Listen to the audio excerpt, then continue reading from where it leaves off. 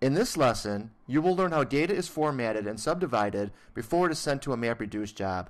Remember that MapReduce jobs are written in Java, so this section assumes that you have a Java background.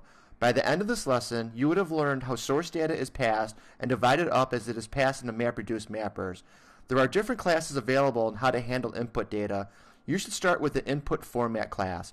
This class determines how file data is read into the MapReduce mappers. The Hadoop framework contains several derived versions of the InputFormat class. A few work directly with text files and have functionality in how to interpret text. The input format has another important job. It has to divide the input data into smaller pieces before the data is fed into a mapper. These fragments, called splits, are split on the block boundaries and the underlying HDFS. Depending on the data, some files might be actually unsplittable. Other sources of data, like unsequential data from a database table, does not lend itself to splitting, as it's hard to determine where a record starts and a record ends.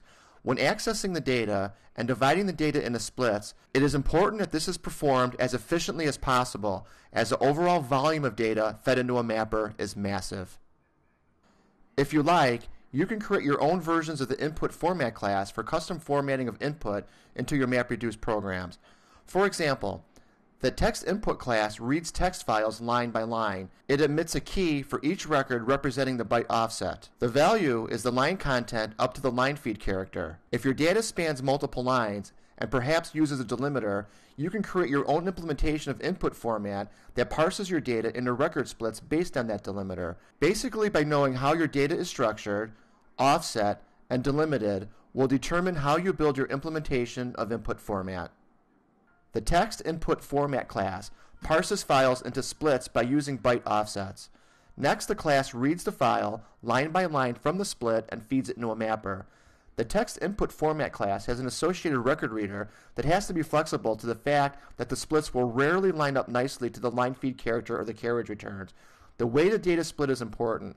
For example, the record reader will always read past the estimated end of a split and go to the line feed character in a record. The next split of the file will have an associated reader and will scan the split and start to process that input fragment. All implementations of the record reader must have built-in logic that ensures that record span split boundaries are not missed. In a nutshell, InputFormat describes where the data originates from and how it is presented to the mapper. If the data source is on a local machine or the HDFS, most implementations of InputFormat will descend from FileInputFormat. If your data comes from other sources, an InputFormat implementation can be implemented that reads data from that source. Some cloud databases have implementations of InputFormat that read records directly from a database table. In these systems, data is streamed from the database table directly into each networked machine. In this case, InputFormat reads the streamed data, parses it, and feeds it into a mapper.